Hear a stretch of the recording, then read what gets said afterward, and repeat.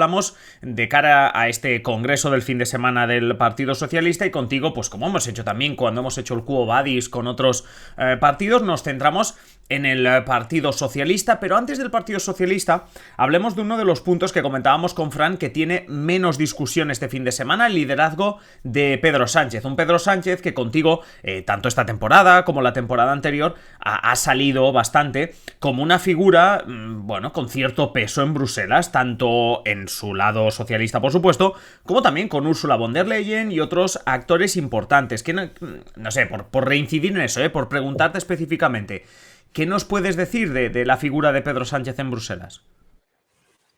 Hay que partir de la base de que no pasa por, o sea, no es una figura que, digamos, pase por un mal momento, pero no pasa por su mejor época a nivel tampoco europeo.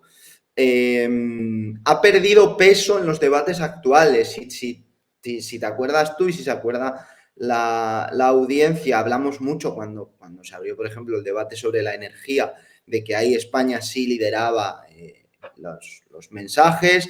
Sí que se hablaba, por ejemplo, en los temas de la excepción ibérica, del mecanismo ibérico, ahí sí que España mantuvo un mensaje importante. También más recientemente en el tema del reconocimiento del Estado palestino, pero no es un debate que genere tanto consenso como otros. Claro, ahora España está mucho más desdibujada en términos de grandes discursos, porque se está hablando de productividad, de industria, de defensa, y ahí son otros países los que tienen un mayor peso y por tanto son otros los liderazgos que van creciendo. Sí que vimos un choque hace poco con el tema migratorio, la fórmula Meloni, donde Sánchez fue el líder europeo que más frontalmente se opuso al modelo Meloni, pero está apostando, yo lo publicaba hace algunas semanas, está apostando un poco por una estrategia algo más solitaria, ¿no? Con la migración, con Palestina, y bueno, eso le ha ido desgastando un poco más. Claro, le ha ido desgastando, pero como bien dices, digamos que es uno de los líderes respetados a nivel de la Unión Europea. Sobre todo, una de las cosas que se destaca es que lo es a bando y bando, es decir, que podemos verle una buena sintonía con Ursula von der Leyen, que es conservadora, y evidentemente con sus colegas de los socialistas europeos, por los que te preguntaré en un minuto. Pero, oye, una cuestión que no saldrá en este congreso este fin de semana, pero que evidentemente habrá que plantearse en algún momento, es que por mucho manual de resistencia que Pedro Sánchez tenga, en algún momento dejará de ser presidente o incluso decidirá que, bueno, que ya pasa iba a decir a un segundo plano, pero de Pedro Sánchez, bueno, con esa figura, con ese bagaje internacional o con esa buena reputación internacional, y teniendo en cuenta que Mark Rutte ya le ha quitado la secretaría de la OTAN, entonces ahora mismo no sería el hueco, ¿tú ves algún cargo interesante que, hombre, ahora mismo no creo que se esté sorteando para Pedro Sánchez porque, repetimos, es presidente del gobierno y no amenaza con dejar de serlo, pero ¿se habla de algún cargo? Se quedó, como bien dices, sin la opción de la OTAN, que era muy improbable desde el principio. Sí que es verdad que cuando preguntábamos por aquí en tiempos de quinielas, sí que apareció su nombre, pero muy de refilón, ¿no? Porque aquí en el tema de la OTAN evidentemente influye mucho la inversión del país en defensa o los planes que tenga el país en ese tema, y España, perdón, no está en primera línea. Tampoco fue una opción demasiado realista el tema del Consejo Europeo, aunque ahí sí que podía encajar, pero jugó en su contra el tema de ser un líder en ejercicio, es decir, estaba gobernando, cosa que no pasaba con el que será a partir del 1 de diciembre el nuevo presidente del Consejo Europeo, que es Antonio Costa. Si vamos mirando, solo nos queda la Secretaría General de las Naciones Unidas. Cuando caduque, cuando se acabe el mandato de Antonio Guterres, puede aparecer ahí el nombre de Pedro Sánchez. Hay alguna cosa que juega a su favor, por ejemplo, que trabajó ya en Naciones Unidas como asesor o con Naciones Unidas como asesor de Carlos Bendersdorf, que fue ministro de Exteriores, y Sánchez trabajó con él a través de la ONU en los Balcanes Occidentales, pero es verdad que pierde peso el hecho de tener que pasar de un líder portugués a un líder español. Lo geográfico influye en este tipo de casos, y ahí puede no jugar demasiado a su favor, la verdad.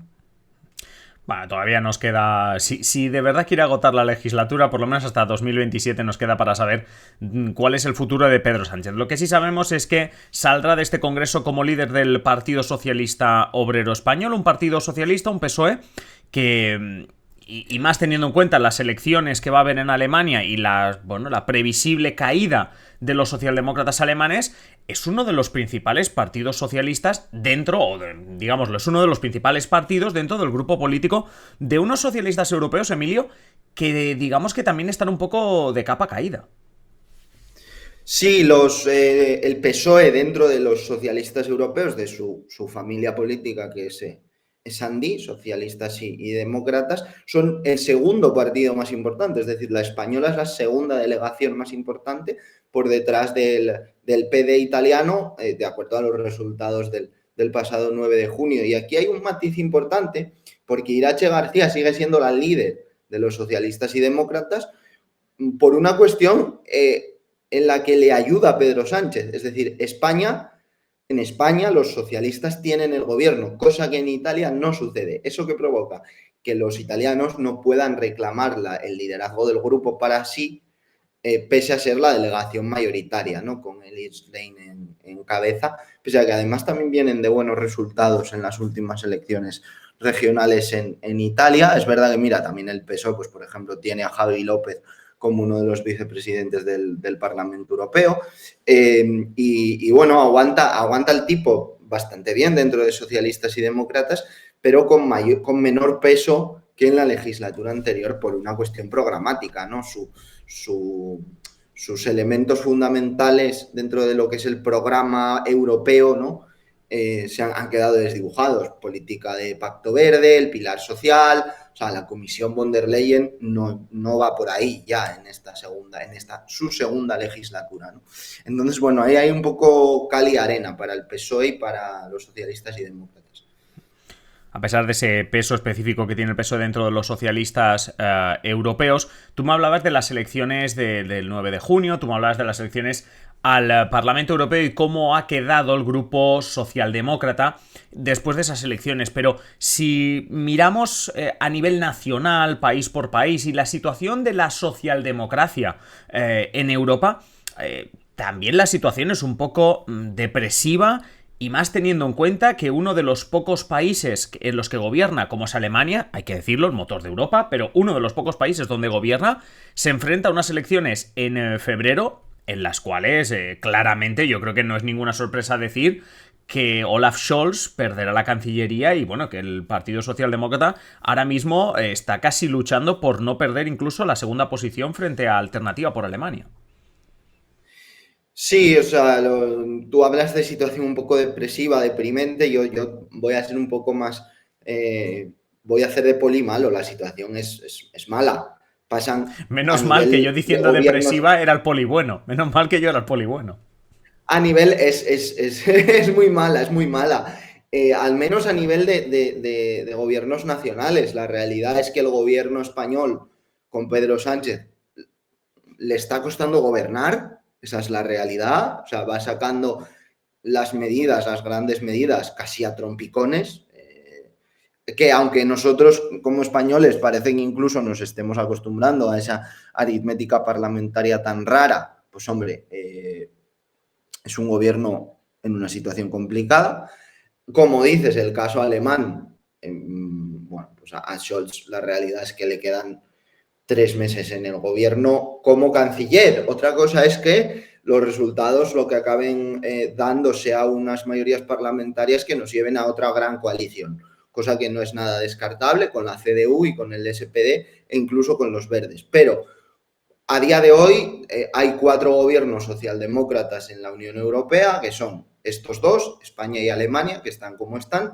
El gobierno danés, que sí que es un gobierno más fiable, pero es una socialdemocracia de aquella manera. Ya hemos hablado aquí, por ejemplo, de sus posicionamientos en temas migratorios. Y el gobierno de Malta, que con todos mis respetos a Malta, pues hombre, estás gobernando uno de los países o el país más pequeño junto a Chipre de la Unión Europea. Esto además se traduce en un peso mínimo, por así decir, en la nueva Comisión Europea. ¿Por qué? Porque se traslada este esquema al reparto de portfolios. 4 miembros de la nueva comisión, 4 comisarios, son de los socialistas y demócratas.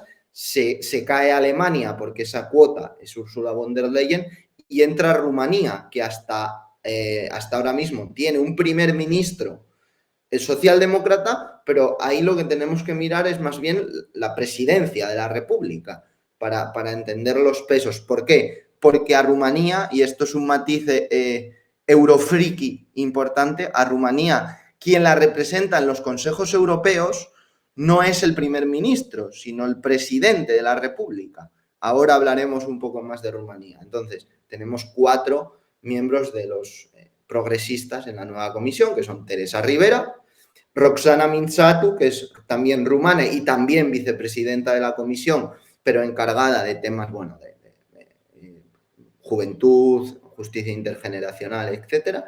Y luego el comisario danés de Energía y Vivienda, que es Dan Jorgensen, y el comisario de Juventud maltés, Glenn Micallef.